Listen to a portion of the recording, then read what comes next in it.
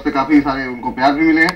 आज काफी सारे हमारे पास SMS आए हैं और राजीव जी का SMS आया है विवेक, ये कि वो समझना ये चाह रहे हैं कि ये जो खबरें आती हैं स्टॉक स्प्लिट की, शेयर विभाजन की, जो कि हम अपने खबरों के जरिए भी हम लोगों को बताते रहते हैं, क्या होता क्या है स्टॉक स्प्लिट? पहले तो इसकी परिभाषा आप बताइए। गुरप्रीत जी ने भी इस पर सवाल किया है, राजीव जी ने भी सवाल किया है कि फेस वैल्यू, पहले तो फेस वैल्यू पे भी सवाल है, लेकिन पहले बताइए कि स्टॉक स्प्लिट क्या होता है।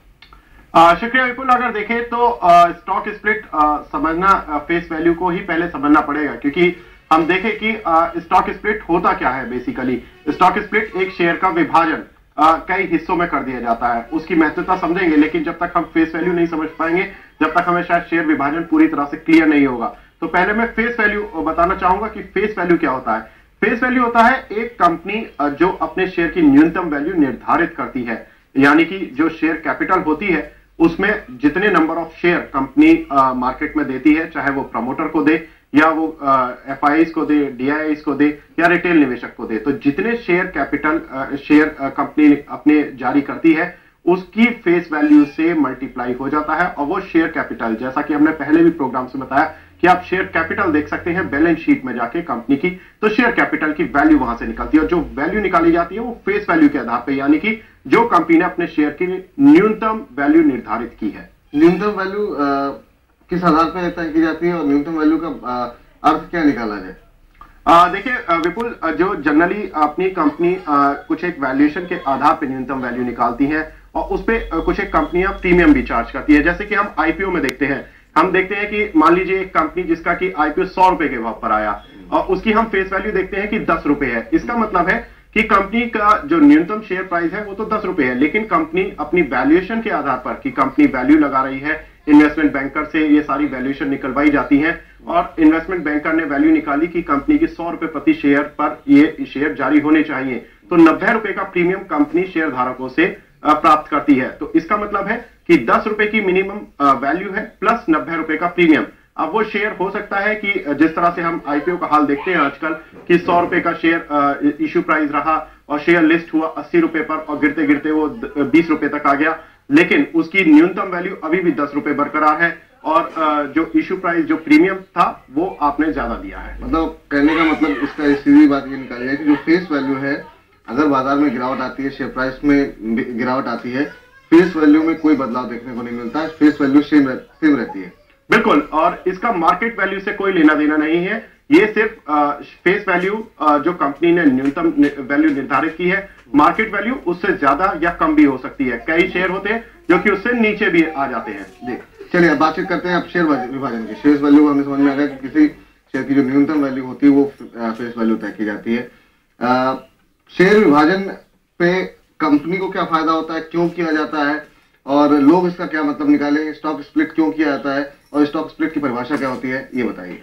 देखिए विपुल, जब शेयर विभाजन की हम बात करते हैं तो एक कंपनी जैसे कि जनरली जो 10 रुपए की फेस वैल्यू कंपनी निर्धारित करती है, अभी तक जितना भी ट्रेंड रहा है उसमें भारतीय बाजार में ज्यादातर कंपनी अपने शेयर की फेस वैल्यू IPO के समय पे 10 रुपए रखती हैं।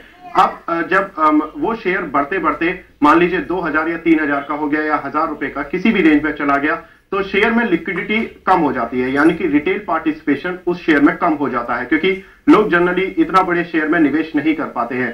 तो ऐसे शेयर में लिक्विडिटी बढ़ाने के लिए शेयर को विभाजित कर दिया जाता है। शेयर को मान लीजिए अगर 5 हिस्सों में विभाजित किया गया है, तो मतलब होगा कि 10 रुपए की फेस वैल्यू को कंपनी ने घटाकर 2 रुपए कर दिया है, और जिस निवेशक के पास मान लीजिए अगर उस शेयर के 100 शेयर उस कंपनी के 100 शेयर अभी हैं, तो शेयर विभाजन के बाद उसके 5 गुना शेयर बढ़ जाएंगे, यानी कि 500 शेयर कंपनी उस निवेशक के पास उस कंपनी के हो जाएंगे। तो ये शेयर विभाजन का फायदा यही होता है कि उस शेयर की मार्केट वैल्यू भी एक 20% ही रह जाती है। मतलब मान लीजिए कि अगर वो शेयर 1000 रुपए पर ट्रेड कर रहा था तो वो गिर के 200 रुपए हो जाएगा, और निवेशक के पास 5 गुना शेयर बढ़ जाएंगे। तो वैल्यू टर्म में कोई निवेशक को खास असर नहीं पड़ा, लेकिन उस शेयर में लिक्विडिटी बढ़ जाएगी। जो 200 रुपए का शेयर अब हो गया है तो उसमें और नए निवेशक भी जुड़ पाएंगे, रिटेल पार्टिसिपेशन उस शेयर में बढ़ पाएगा। तो यही कंपनी का ऑब्जेक्टिव होता है शेयर विभाजन करने के लिए।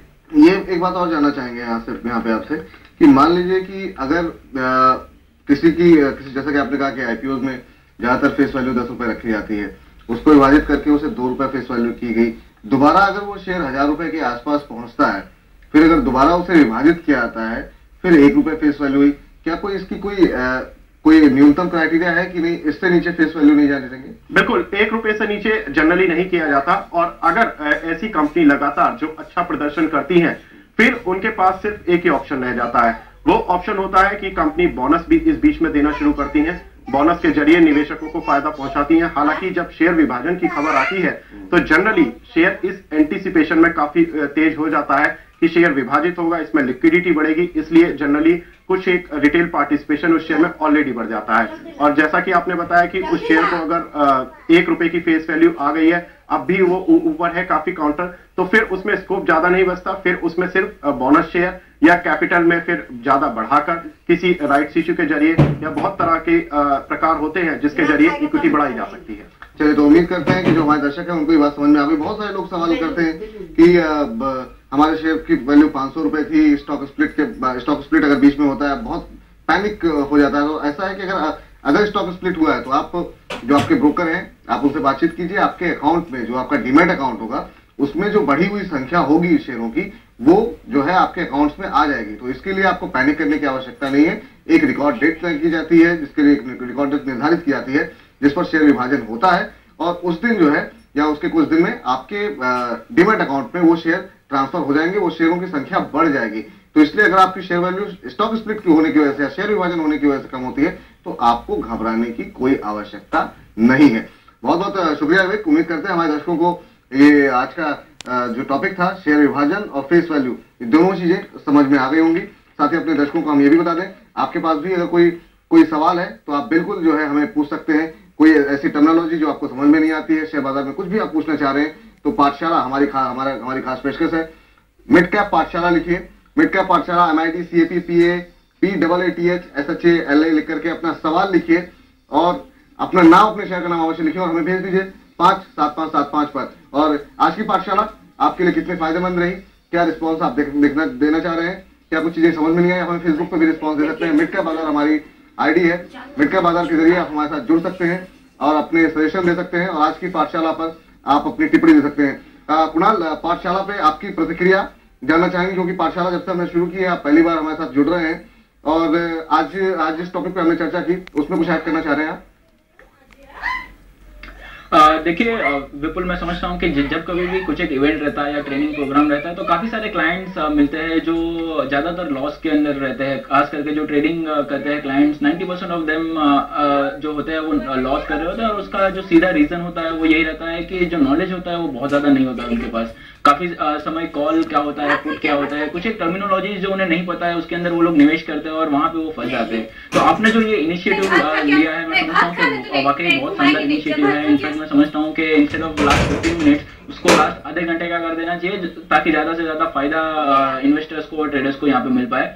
स्टॉक स्प्लिट के अंदर एक जो प्रैक्टिकल पहलू है वो मैं ऐड करना चाहूंगा कि पिछले 3 साल में मैंने देखा है कि जब कभी भी स्टॉक स्प्लिट होता है किसी भी काउंटर का, वेदर आप ONGC ले लीजिए या ABB ले लीजिए या कोई भी काउंटर, तो अगले 4 से 5 महीनों तक जब कभी भी एक स्टॉक स्प्लिट होता है उसके 4 से 5 महीनों तक एक डाउनवर्ड ट्रेंड वहां पे देखने को मिलता है और उसके बाद एक अच्छी रिकवरी देखने को मिलती है। उसका रीजन ये भी हो सकता है कि जैसे ही स्टॉक स्प्लिट होता है काफी सारे इन्वेस्टर्स जो है वो स्टॉक के अंदर निवेश करना चालू कर देते हैं, बिकॉज जो चीज पहले 2000 में मिल रही थी वही चीज आपको 500 रुपए में मिल रही है। तो वैसे केस में काफी समय ऐसा होता है कि 3 से 4 महीने एक डाउनवर्ड ट्रेंड देखने को मिलता है और उसके बाद एक अच्छा परफॉर्मेंस यहाँ पे देखने को मिलता है। कुणाल को डिस्क्लोजर आपकी तरफ से